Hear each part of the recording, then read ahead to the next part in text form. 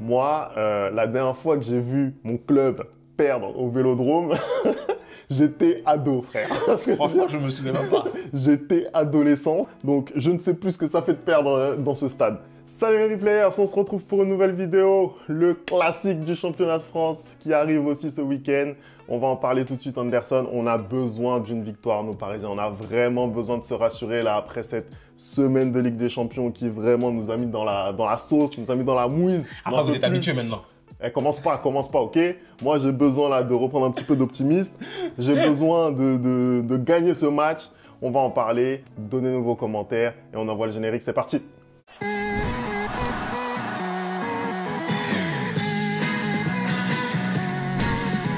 Allez, on commence tout de suite cette vidéo, vidéo d'avant-match. On va commencer peut-être par les compos probables, hein, tout de suite. On va pas perdre de temps, hein. Le PSG qui semble-t-il a trouvé son équipe type, même si ça l'emmène pas très loin pour le moment. il y a quand même la tête de la Ligue 1 pour le PSG, mais en Ligue des Champions, c'est très compliqué avec ce 11. Le dernier match s'est soldé par un match nul face au PSV, même si dans le contenu, on continue à dire qu'il y a des bonnes choses, mais au final, ça ne gagne pas.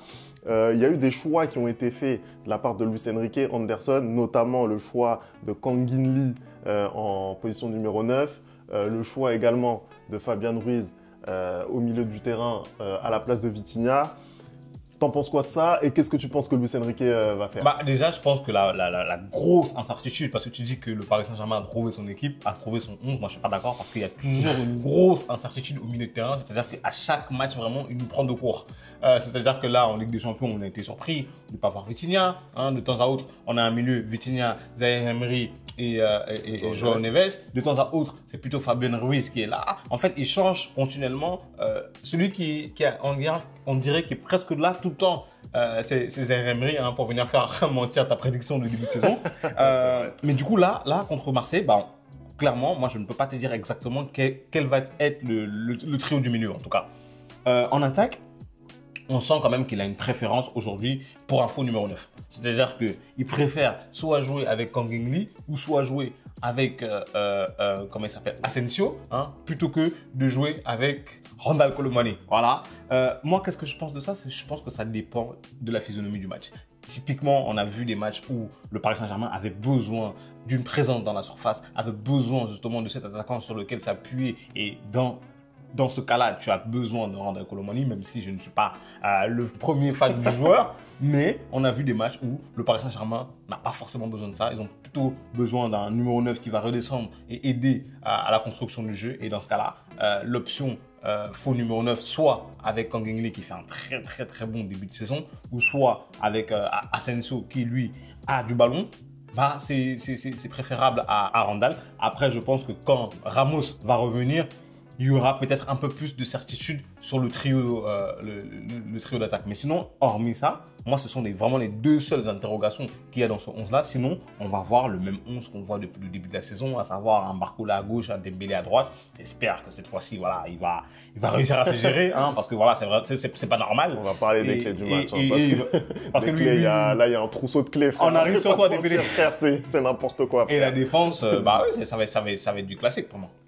Je suis d'accord avec ce que tu as dit, peut-être sur le choix du faux numéro 9. Effectivement, ça ne paye pas dans les gros matchs, on va pas se mentir. Kang In Lee, il fait un très bon début de saison, mais face au PSV Eindhoven, et il s'est fait éteindre. Le PSV Eindhoven qui, en plus, n'a pas spécialement refusé le jeu.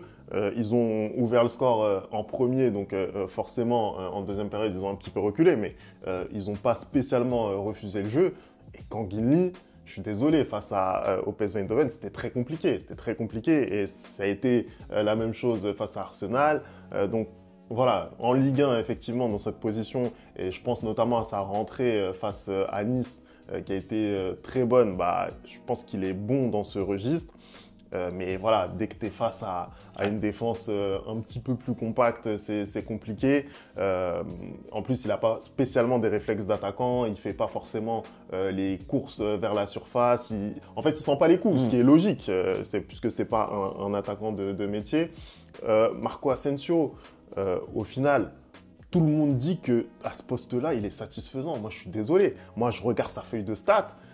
Est-ce qu'il fait mieux que Randal Kolo Muani compte tenu de la confiance que lui donne Luis Enrique? Je pense que dans le jeu, oui. Je suis pas sûr. Dans le jeu, oui, après, quand même, un peu. Forcément, parce que le registre est différent. Exactement. Le registre est différent, mais ce que tu attends d'un Numéro 9, voilà, vrai ou faux, Oui. tu attends qu'il marque, en fait. Oui. Et je suis désolé, mis en comparaison avec le temps de jeu qui lui est donné, c'est quand même assez limite.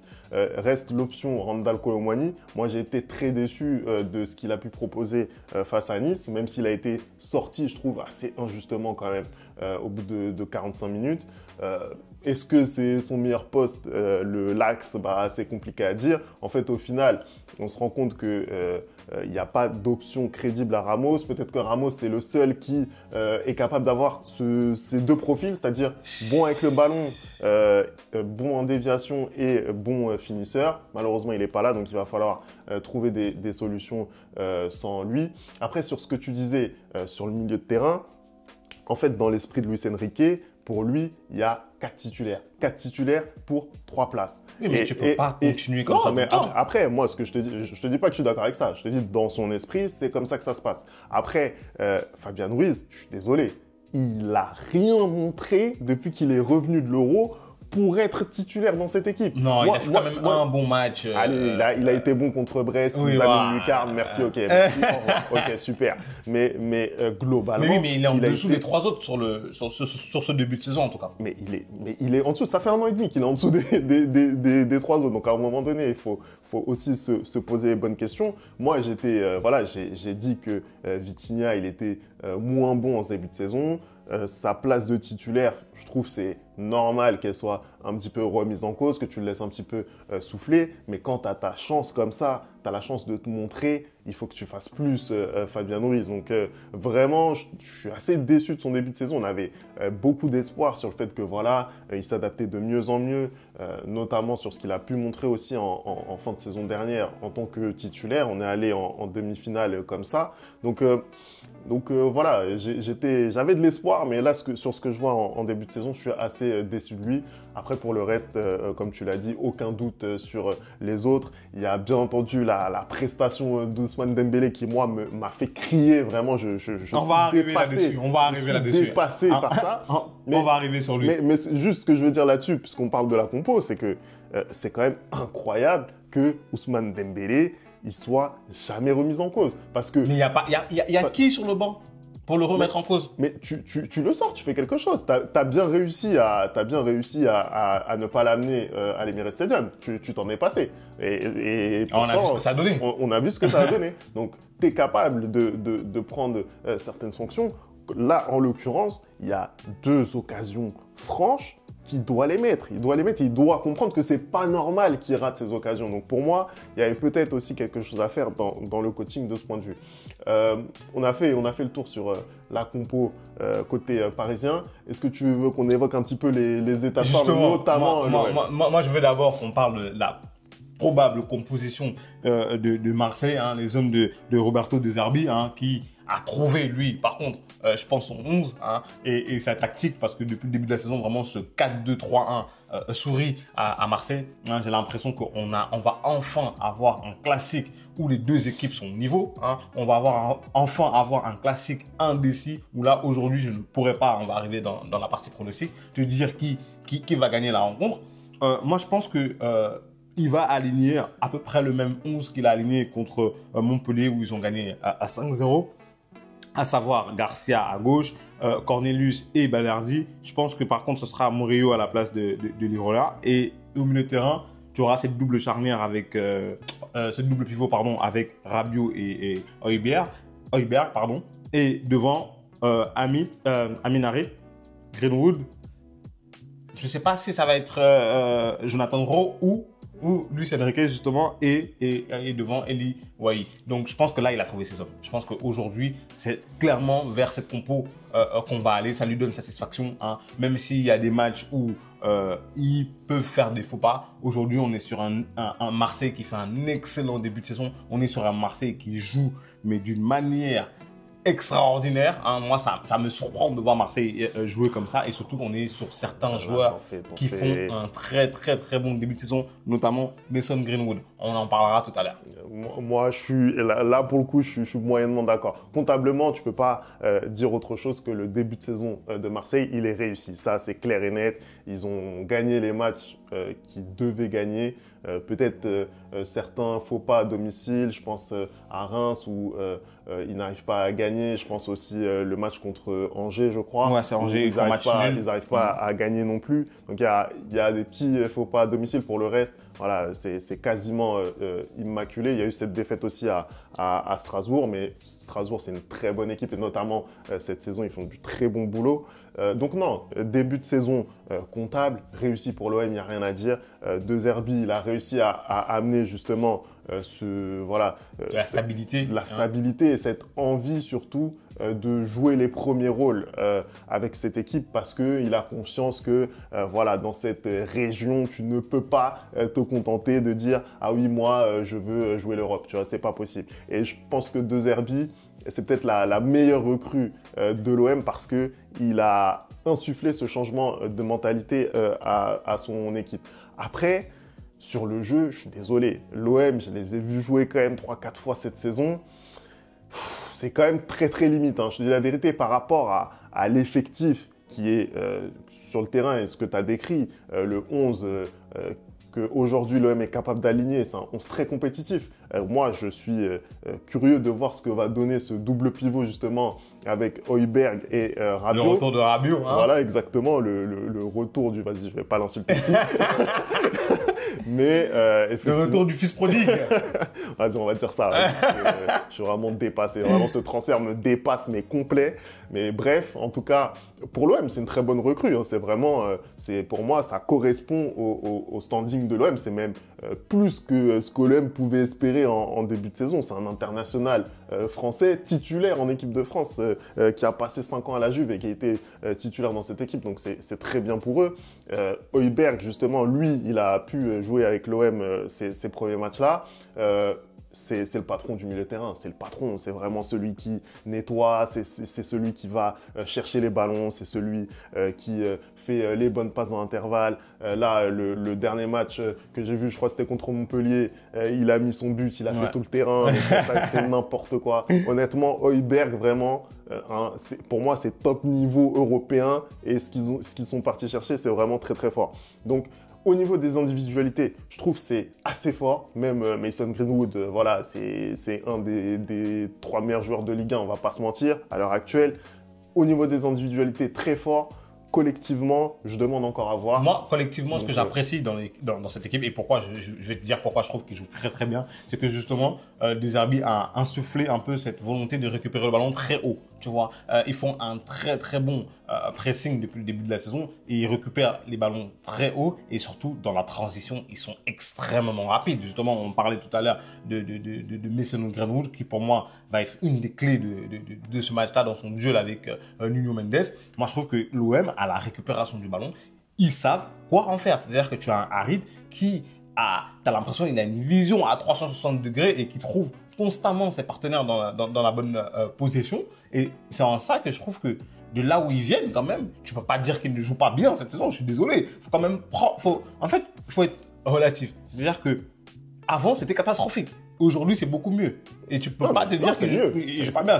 Bien évidemment que si tu compares au jeu de Paris, même si, vas-y, le jeu de Paris, cette saison, c'est pas non plus flamboyant. Hein. Ça l'a été à de nombreuses reprises. Mais là, depuis quelques temps, c'est un peu compliqué. Donc, tu peux pas comparer à Paris, mais tu dois comparer de là où ils partent. Et de là où ils partent, c'est très, très bien ce qu'ils produisent sur le terrain aujourd'hui. Après, l'OM... ça a été une équipe, notamment ces dernières saisons, puisque la saison dernière, ça a vraiment été une saison calamiteuse. Mais depuis que Pablo Longoria il est à la tête de l'OM, il y a eu certains entraîneurs qui ont proposé du beau jeu. Il y a eu des Sampaoli, il y a eu des Tudor. Moi, j'ai vu un OM qui jouait mieux que ça, je te le dis clair. Après, encore une fois, comparé à ce qu'on a vu la saison dernière, c'est plutôt bien. La mentalité, elle est bien. Je trouve que l'équipe aujourd'hui que l'OM arrive à aligner, elle est très compétitive. Et pour moi, et surtout qu'ils ont pas le côté européen. Ils n'ont pas le côté européen. Donc ils sont moins fatigués en fait. Je te dis, pour moi, sur le papier, cet OM-là, c'est top 3 sûr et certain. Tu vois ce que je veux dire? Cet OM-là, c'est top 3 sûr et certain. Et c'est dans ce sens-là, par rapport aussi à ce qu'il y a sur le papier cette saison, pour moi, tu peux faire mieux. Tu peux faire mieux. Après, voilà, rien n'est gravé dans le marbre. Ça va sûrement s'améliorer, mais tu peux faire mieux. Tu as largement une marge de progression. Et ils ont su, pour moi, faire mieux dans le jeu avec des effectifs moins compétitifs. Mais ça va je pense que ça va se mettre en place, surtout avec un coach comme De Zerbi. Si on le laisse travailler, on a entendu Pablo Longoria, Mehdi Benatia nous dire que c'était un projet sur 3-4 ans. Laissons De Zerbi travailler. On va voir ce que je pense que déjà, c'est une bonne chose d'annoncer ça comme ça parce qu'on sait très bien que le problème, justement, dans la cité phocéenne, c'est un peu cette impatience et cette volonté de forcément être au niveau des Parisiens, alors que l'argent qui est injecté dans les deux clubs n'est pas la même chose, alors que le projet parisien, il existe depuis beaucoup trop longtemps. Donc, moi, je pense que c'est une bonne chose de vouloir laisser De Zerbi s'inscrire dans la durée et de voir ce qu'il va proposer. Déjà, les premiers résultats sont très satisfaisants. Femi, on va passer maintenant aux clés du match. Qu'est-ce qui fait pour toi aujourd'hui que cette rencontre va basculer en la faveur du Paris Saint-Germain ou de Marseille, selon toi? Écoute, je suis très inquiet sur, encore une fois, le début du match parce que là, pour le coup, il y a des flèches côté OM. On a Mason Greenwood, on a Jonathan Rowe là, qui a l'air de se détacher depuis son match et son but d'ailleurs contre Lyon. Donc vraiment une ambiance au Vélodrome, 60 000 personnes, ça crie, voilà, c'est très compliqué de jouer dans ce stade et c'est vrai que pour moi, dès le départ, il va falloir être présent, dès le départ, il va falloir mettre le pied sur le ballon. Moi, la clé du match, ça va être la capacité aussi maintenant à convertir. Nous, on doit convertir les occasions qu'on va se procurer. Tu vises quelqu'un? Tu vises quelqu'un? Ousmane? Je vise Dembouz. Et là, Dembouz, tu peux pas nous faire ça. Tu peux pas nous faire ça. Là, il va vraiment falloir convertir. Parce que des occasions, c'est sûr qu'il y en aura pour le PSG. Mais il va vraiment falloir faire les bons choix cette fois-ci. On a aussi eu Barcola, parce qu'au final, j'ai revu un petit peu le résumé du match qu'on a débriefé contre le PSV. Barcola, il a aussi 2-3 situations où il peut mieux jouer. Où il doit même beaucoup mieux faire, tu vois ce que je veux dire. Donc, il y a eu notamment cette occasion en tout début de match. Il y a eu aussi en fin de première période où il est face au gardien. Voilà, il doit aussi faire mieux. Il nous a habitués à faire mieux. Il a montré qu'il avait du sang-froid devant les cages. Donc, je pense que Barcola, on l'attend. En plus, c'est un grand match. Même si c'est en Ligue 1, c'est quand même un grand match. C'est le classique du championnat. Donc, pour lui, c'est aussi l'occasion voilà, de remettre un coup de collier, de montrer encore une fois que voilà, cette année, le leader offensif depuis le départ de Kylian, c'est Bradley Barcola. Après, ça ne devrait pas être Bradley Barcola, ça devrait normalement être Ousmane Dembélé, de par l'expérience qu'il a. Je suis désolé, ça devrait être Dembélé qui doit porter cette attaque du Paris Saint-Germain. Mais moi, je trouve qu'il apporte dans le fait de se créer des occasions. Et aujourd'hui, Ousmane a un sérieux souci quant à la finition. Va faire le même stage qu'a fait Vinicius. Vrai, va faire le même stage qu'a fait Vinicius parce que c'est pas normal. Toi, Ousmane Dembélé, t'as je sais pas combien d'années de carrière et tu gâches encore des occasions comme ça a été le cas en Ligue des Champions contre le PSV. On parle du PSV là, mais imagine, tu es en train de jouer une demi-finale de Ligue des Champions ou une finale et il te fait ça en fait. Tu te tires une balle en tant que supporter du Paris Saint-Germain, tu vois. Donc Ousmane, arrête de donner des crises cardiaques à tes supporters et va taper ta finition. Autre clé aussi pour moi du match, et là ça va plutôt être côté Olympique de Marseille. On l'a dit durant cette vidéo, voilà, les joueurs qui sont à disposition de De Zerbi, c'est des joueurs de classe européenne, voire internationale. Mais il y a quand même 2-3 joueurs dans ce 11 de départ qui étaient là l'an passé. Je pense notamment à des joueurs comme Amin Harit. C'est un très bon joueur, Amin Harit, mais quand les grosses échéances arrivent, c'est compliqué. C'est toujours compliqué. Et là, pour moi, Amin Harit, il a vraiment l'occasion de montrer que ça y est, c'est bon. Son début de saison est bon. C'est ça, mais c'est un très bon joueur, Amin Harit. C'est un très bon joueur. Il n'est pas du tout embêté avec le ballon. Mais encore une fois, passer le step des gros matchs, être décisif, quand il a des opportunités. En plus, c'est même pas qu'il est mauvais. C'est un peu le même problème que Ousmane Dembélé, c'est que il doit tuer. C'est quelqu'un qui doit tuer. Parfois, il doit faire la dernière passe. Faut faire attention à ce que tu souhaites. Hein. Faut faire très attention à ce que tu souhaites. Parce que ce week-end, voilà. Non, mais je dis, c'est une clé du match. C'est ce que je dis. C'est qu'un Amin Harit en forme et un Amin Harit qui convertit ses occasions, c'est un Amin Harit très très dangereux pour mon club. Donc je sais que les saisons précédentes, il ne l'a pas fait. À lui maintenant de le faire s'il veut faire basculer la rencontre. Il y a aussi, je pense notamment Leonardo Balerdi qui a été promu capitaine de cet Olympique de Marseille. Voilà, c'est des joueurs qui, l'an passé, encore une fois, sous pression, ils craquaient ces joueurs-là. Balerdi, il a retrouvé la sélection argentine depuis quelques années.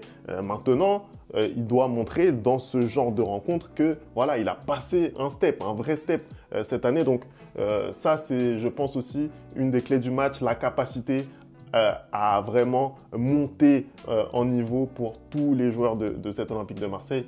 On va voir ce que ça va donner. Bah écoute Femi, je pense que voilà, tu as un peu tout dit, hein, tu as un peu fait le tour de cette équipe marseillaise et cette équipe parisienne. Maintenant, j'ai envie de te poser la question fatidique. Hein. Qu'est-ce que tu penses qu'il va y avoir? C'est quoi ton pronostic pour ce week-end, hein, OM-PSG? Écoute, moi, je vais te dire. Moi, la dernière fois que j'ai vu mon club perdre au Vélodrome, j'étais ado, frère. Franchement, je me souviens même pas. J'étais adolescent, c'était en 2011. C'était la première année des Qataris. Il y avait des Loïc Rémy, il y avait des Amalfitano à l'OM, d'accord? Donc, je ne sais plus ce que ça fait de perdre dans ce stade. Donc, je vois pas pourquoi ça se passerait différemment. Mais mouille-toi, donne un score, donne un résultat. Là, tu mets des mots, tu parles, mais tu donnes pas le résultat. Allez, 2-1 PSG. Voilà. 2-1 PSG. Moi, je suis pas aussi d'accord que toi. Je pense que tout comme je l'ai dit pour le Classico en Espagne, je pense que ce classique va accoucher d'un match nul, hein, parce que les deux équipes sont très très fortes cette saison. On a un peu le même contexte aussi que pour le Classico. L'OM est uniquement à 3 longueurs du Paris Saint-Germain. Ils font un très bon début de saison. Ils n'ont pas de complexe. Hein. Je pense qu'avec un entraîneur comme De Zerbi, ils n'auront pas de complexe à jouer contre le Paris Saint-Germain. Et surtout, on sera dans un vélodrome bouillant, un chaudron. Hein. Je pense que ça va être très compliqué pour les Parisiens. Et je pense qu'il y aura match nul. Pour moi, il va y avoir un partout ou 2 partout. Voilà. Allez, donnez-nous votre prono, vous, en commentaire. Merci d'avoir regardé cette vidéo. On n'oublie pas les bonnes habitudes, @le replay foot. Et on se retrouve très vite pour une nouvelle vidéo. Ciao.